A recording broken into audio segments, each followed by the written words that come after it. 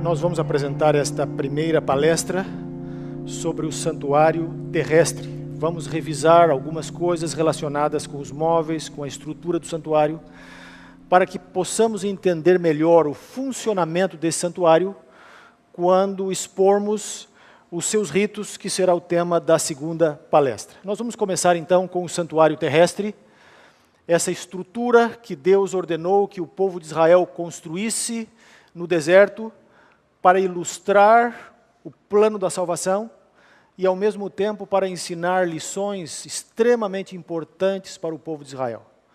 Lições espirituais que deveriam ensinar como eles deveriam se comportar e viver na presença de Deus.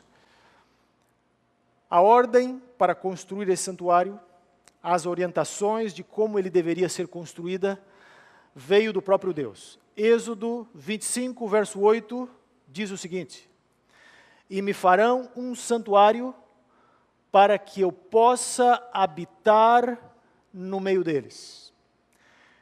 A função primordial desse santuário era ser a habitação de Deus. Deus concedeu ao povo de Israel o privilégio de habitar no meio deles. Esta era uma das bênçãos do concerto, porque quando Deus tirou Israel do Egito e os levou para o Sinai, ele fez um concerto com Israel. E ele disse para o seu povo: eu serei o vosso Deus, e vós sereis o meu povo. Agora, o Deus de Israel decide morar no meio do seu povo, decide se acampar no meio deles. Vejam que privilégio extraordinário recebeu o povo de Deus. Obviamente que este privilégio trazia consigo também responsabilidades. E em função da presença do santuário no meio do povo, Deus estabeleceu então um sistema de orientações, um sistema de leis, de regulamentos. Nós poderíamos dizer um protocolo para orientar o povo a como se aproximar da presença divina ali naquele santuário. O santuário foi construído de acordo com instruções específicas dadas por Deus. E no mesmo livro de Êxodo ainda, capítulo 25, verso 9, nós lemos ali: conforme a tudo o que eu te mostrar para modelo do tabernáculo e para modelo de todos os seus móveis, assim mesmo o fareis. Notemos que Deus não deixou a critério de Moisés, Deus não deixou a critério do povo escolher as medidas, estabelecer o tipo de móveis que deveriam compor esse santuário.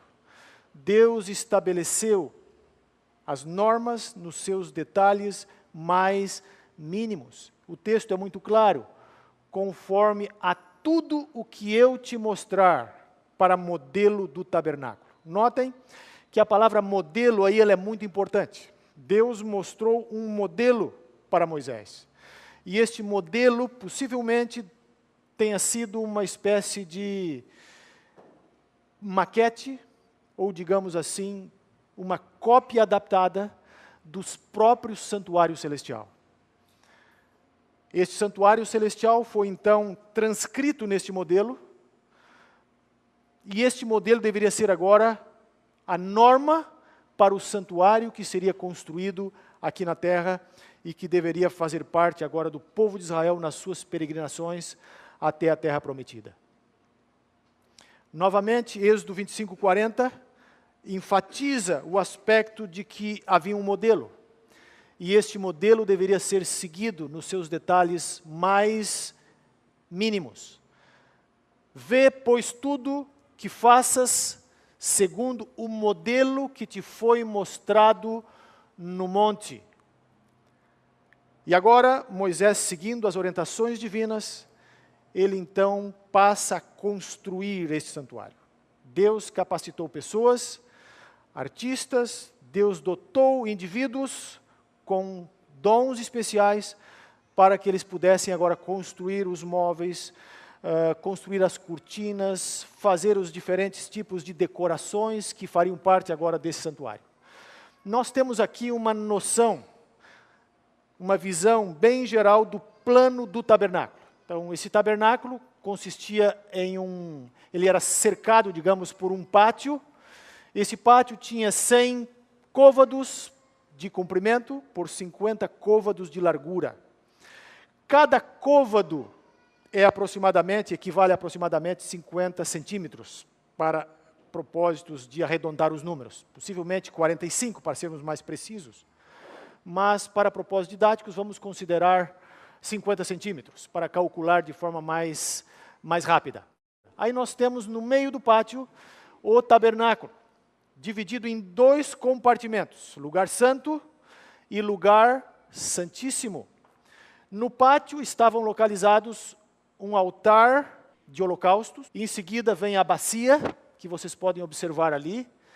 Ao entrar no tabernáculo, à direita estava localizada a mesa com os pães da proposição. À esquerda estava o candelabro, as lâmpadas que estavam ali para iluminar o tabernáculo. À frente, diante da cortina que dividia o lugar santo do Santíssimo, estava o altar de incenso. E no lugar santíssimo estava a arca, com a lei de Deus e com a tampa da arca, que era o propiciatório, e sobre esta tampa, construída numa só peça com ela, estavam então os 2 querubins, que ali estavam olhando para dentro da arca. Essas medidas foram muito bem projetadas, muito bem planejadas pelo próprio Deus.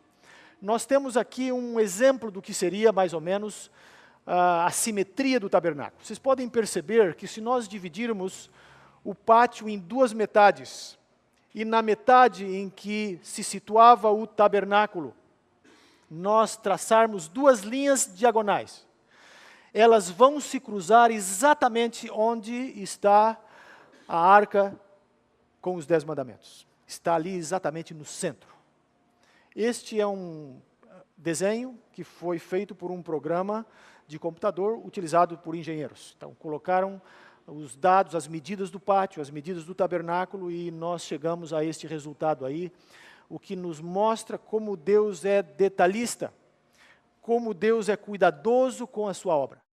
O tabernáculo, que seria a sua morada, não poderia ser uma habitação qualquer, mas deveria seguir orientações, medidas específicas. Aqui nós temos uma outra visão do que seria o tabernáculo, com um corte agora, para nos dar uma ideia de toda a estrutura, né? A habitação de Deus. O tabernáculo, nós poderíamos dizer, era o palácio de Deus no meio do seu povo.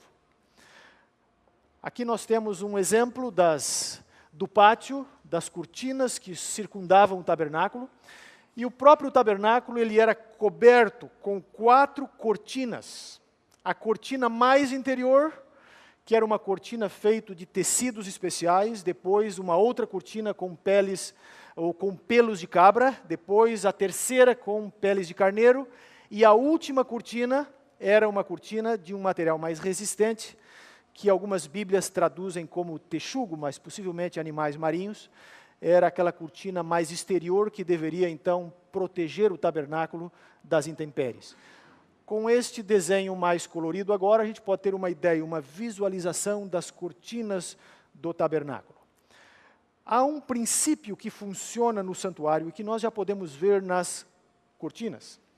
Este é o princípio da gradação de santidade.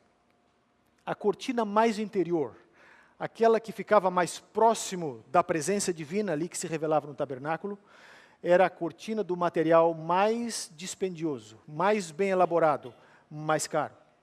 As cortinas, à medida que se afastam até a mais exterior, se tornavam menos custosas, menos caras, porém mais resistentes para enfrentar as intempéries. O mesmo princípio vale também para os móveis do tabernáculo. Os móveis do pátio, como por exemplo o altar, a bacia, eram feitos de bronze, mas os móveis do interior do tabernáculo já eram compostos de material que continha ouro. Então, quanto mais próximo da presença divina, mais custoso, mais caro, mais valioso é o material. Através de todos esses princípios, Deus está ensinando ao povo de Israel lições a respeito da sua santidade, da preciosidade daquilo que deve estar na presença de Deus. Mas a grande lição que nós já aprendemos aqui é o seguinte: nós devemos dar para Deus sempre o melhor. Deus sempre pede o melhor de nós, porque Deus nos dá o melhor. Aqui uma outra visualização aqui da cobertura, né, da cortina mais interior do tabernáculo. E a irmã White, ao comentar sobre essas instruções, ela diz o seguinte: ao dar instruções para a edificação do santuário terrestre, o grande mestre estabeleceu princípios que deviam ser um auxílio espiritual para Israel durante toda a sua experiência futura. A sabedoria e a perfeição introduzidas naquela obra eram típicas da obra a ser efetuada em sua vida, ao prepararem o coração para a habitação do Espírito de Deus. Nós temos aqui uma lição extraordinária para a nossa vida hoje. Aquela obra que Deus fez no tabernáculo, o cuidado com que Deus deu instruções para que o tabernáculo fosse preparado para a sua habitação ali no meio do povo de Israel, é uma analogia com a obra que Deus quer fazer no coração de cada um de nós, diz a irmã White. E nós temos aqui uma profunda lição espiritual para a nossa vida. Nós vamos agora dar uma olhada, nós vamos visitar agora a mobília do tabernáculo. Vamos ver cada móvel, quais eram as características desses móveis, quais eram as lições e o papel que este móvel desempenhava ali no contexto do tabernáculo, do contexto dos ritos do tabernáculo. Aqui nós temos uma visão de como seria, digamos, o santuário funcionando, com o altar de holocaustos, recebendo os sacrifícios, e em seguida tem a bacia, e aí o sacerdote então entraria no lugar santo do tabernáculo. Vamos começar com o altar de holocaustos.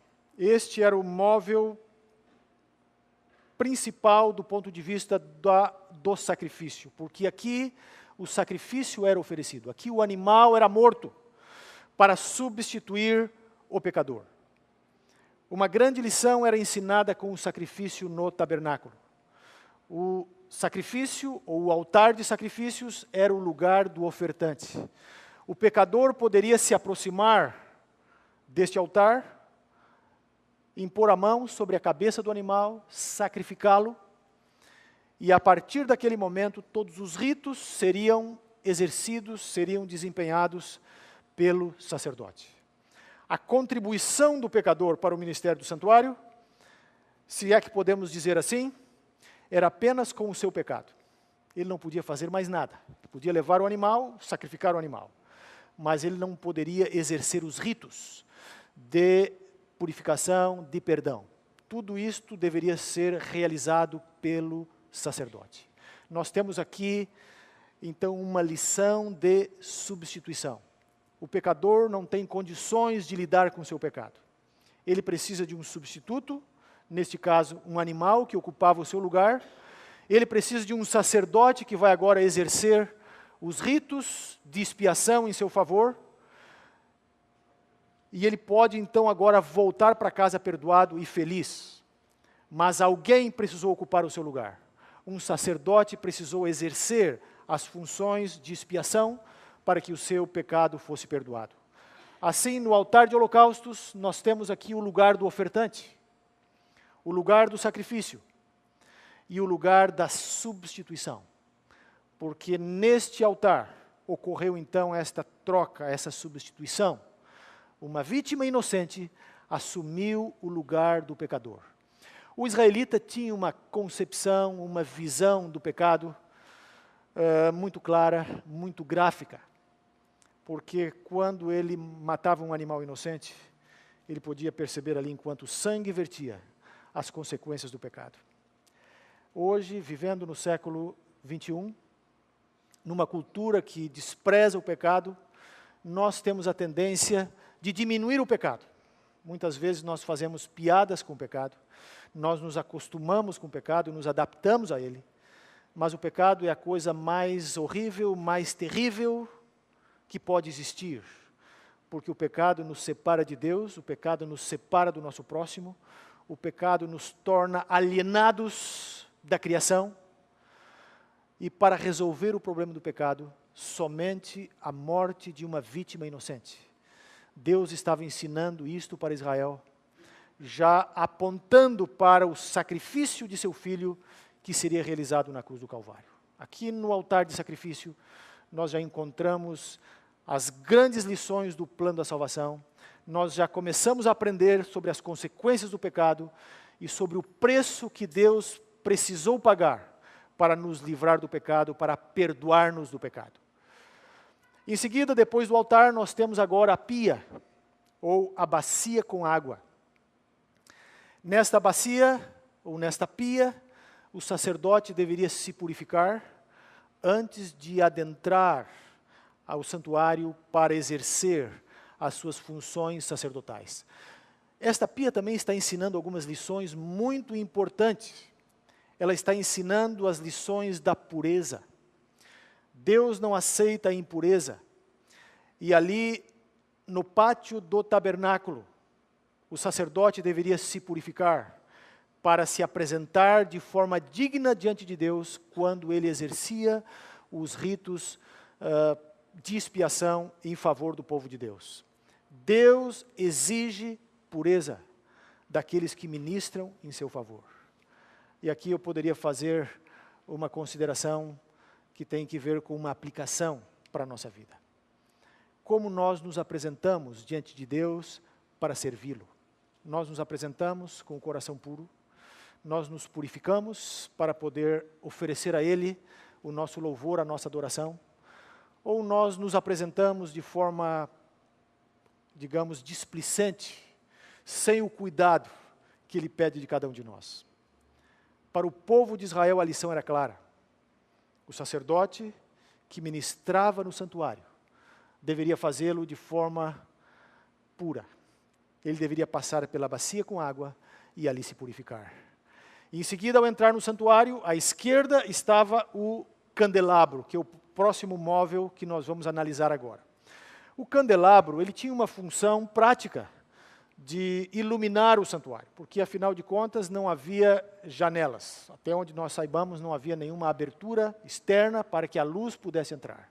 Então o tabernáculo, o candelabro tinha uma função ali prática de iluminar o tabernáculo.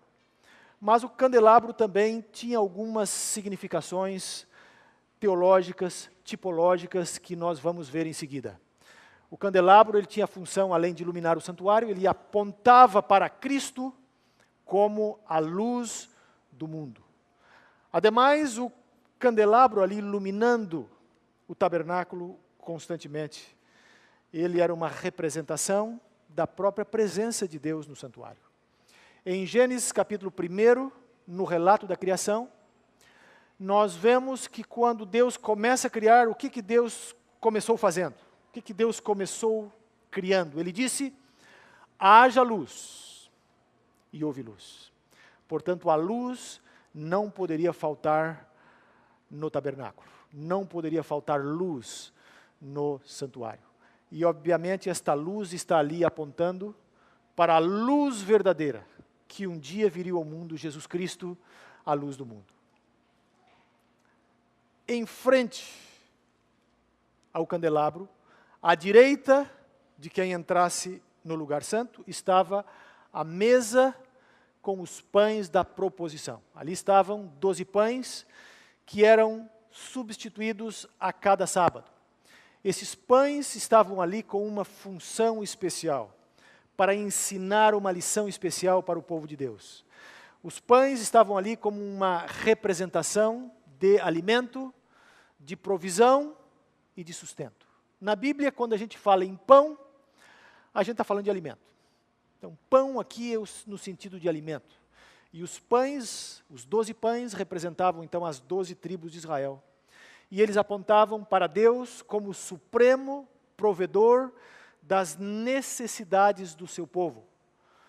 Tudo aquilo que o povo recebia era em virtude da bênção da provisão de Deus. Nós temos hoje alguma dificuldade para entender isso, porque o pão chega à nossa mesa de forma tão fácil, né? A gente vai na padaria, compra o pão e ele já vem pronto. Muitos das nossas novas gerações sequer conhecem um pé de trigo.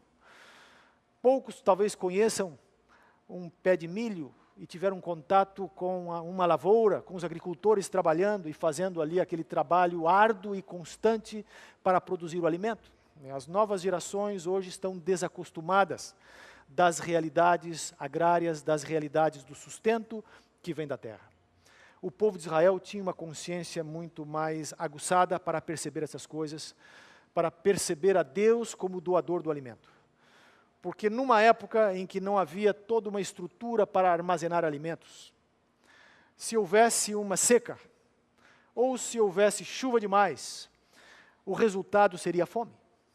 As pessoas precisavam plantar para comer, plantar e comer ano após ano neste ciclo da vida. E eles dependiam do clima, dependiam das estações, e eles podiam perceber a mão de Deus atuando para que o alimento pudesse chegar à mesa deles. E os pães ali na mesa da proposição estavam ali para lembrar os israelitas de que Deus era o supremo provedor de suas necessidades. Mas além disso, o pão estava ali também como um tipo, como um símbolo, apontando para o Messias, apontando para Cristo como o pão da vida. Porque em última instância, quem supre nossas necessidades materiais e também espirituais é Deus através de Cristo, que é o pão da vida. Cristo não é o pão da vida apenas no sentido espiritual, Ele o é também no sentido material, porque é através dele que nós recebemos as bênçãos que nos permitem sobreviver, subsistir neste mundo. Do que nós vimos até agora, nós podemos perceber que a adoração no santuário, que as lições que eram ali ensinadas no santuário, elas eram multissensoriais. Todos os sentidos estavam envolvidos neste processo de aprendizado do plano da salvação. Havia o sentido do tato, porque o pecador tinha que pôr a mão sobre o animal e confessar o pecado. Havia o sentido da audição que estava envolvido, na medida em que o sacerdote pronunciava as bênçãos e que a palavra de Deus era lida ali. Havia também o sentido visual, com todo o sistema de móveis, com todos os sacrifícios que eram oferecidos ali no pátio para todos os adoradores perceberem. Havia também o olfato, e nós vamos agora trabalhar com isso ao analisarmos o altar do incenso. Ou seja, o adorador que estivesse ali nas cercanias do santuário, ele podia sentir o odor do incenso que estava subindo para Deus, com as orações do sacerdote, com a intercessão do sacerdote. Assim, todos os sentidos estavam envolvidos nesta pedagogia divina que tinha o propósito de ensinar a Israel o plano da salvação. Mas vamos agora ao altar de incenso, que é este pequeno altar que está localizado em frente à cortina que separava o lugar santo do lugar santíssimo. Neste altar, o sacerdote deveria então oferecer um incenso especial todos os dias. Este incenso representava algumas lições muito importantes para o povo de Israel. Nós temos aqui alguns pontos importantes que eu gostaria de destacar nesse momento. Então, Arão deveria queimar incenso perpétuo sobre este altar cada manhã e cada tarde.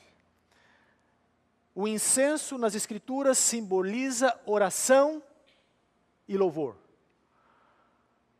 E, ao mesmo tempo, o incenso apontava para a contínua intercessão de Cristo no santuário celestial. Então, o altar de incenso, ele tinha este propósito teológico de ensinar estas lições para Israel. Lições relacionadas com louvor, com adoração e com a intercessão. A lição de que o sacerdote estava ali para interceder por eles. E que a oração do sacerdote, então, a intercessão sacerdotal subia até o trono de Deus, através do incenso que era oferecido cada dia naquele altar. Aqui nós temos agora o sentido do olfato funcionando na pedagogia divina. Porque as pessoas que estavam nas proximidades do santuário não apenas podiam ver, ouvir, e em alguns casos também deveriam comer a carne. Havia alguns sacrifícios, eu vou falar sobre isso em seguida, mas havia alguns sacrifícios que o adorador poderia consumir um pedacinho da carne do animal. Então era o sentido do paladar que estava funcionando na pedagogia divina. Mas no caso do incenso, era o olfato. Ademais, não nos esqueçamos que em virtude de todo o sistema de sacrifícios, todo o sangue que era trazido para dentro do tabernáculo, com certeza o odor natural de tudo aquilo não era o mais agradável. Então, o incenso também funcionava de forma prática, para perfumar o ambiente. Mas essa é uma função que eu diria não a mais importante. A função mais importante é a função teológica, é a função tipológica do incenso, ensinando as lições da intercessão, as lições da oração, que fazia parte de toda a pedagogia divina no contexto do santuário. Vamos agora adentrar o ambiente mais sagrado, o ambiente mais importante do santuário. Este ambiente era tão importante que somente o sumo sacerdote teria acesso a este lugar. É o lugar santíssimo. E isto somente poderia ocorrer uma vez por ano no dia da expiação. No lugar santíssimo estava localizado então a arca e o propiciatório. O propiciatório é a tampa da arca. A arca é uma caixa revestida de ouro e dentro desta caixa estavam os 10 mandamentos da lei de Deus. Este era o lugar onde Deus revelava a sua presença de forma mais concreta no meio do povo de Israel. Aqui sobre os querubins, Deus revelava a sua glória. O judaísmo posterior inventou uma palavra para isso, a palavra Shekinah. Quando nós falamos na Shekinah, estamos falando da glória de Deus que se revelava sobre a arca e sobre o propiciatório. A arca e o propiciatório estavam ali para ensinar algumas lições extremamente importantes para o povo de Deus. Aquilo ali representava o trono de Deus, ali estava a lei de Deus, e eram símbolos da justiça de Deus e da graça de Deus. A lei de Deus é o fundamento do seu governo. A lei de Deus é a base sobre a qual ele constrói os juízos que ele vai enviar sobre o mundo. É através da lei de Deus que nós somos julgados. E ali está a lei, representando o caráter imutável de Deus. Mas, ao mesmo tempo, não nos esqueçamos que no dia da expiação, o sumo sacerdote adentrava o lugar santíssimo para aspergir o sangue do sacrifício sobre a arca. Portanto, a expiação do pecado. O pecado que ali estava registrado poderia ser removido.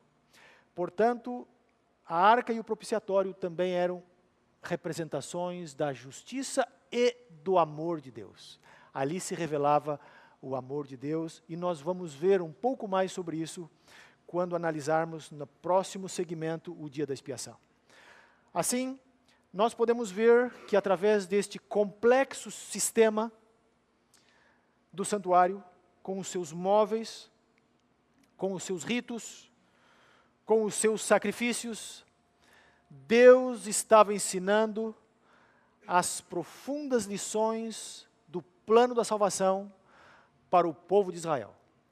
E mesmo para nós hoje, quando nós lemos os textos bíblicos que falam do santuário, nós podemos aprender muitas lições que este santuário nos ensina.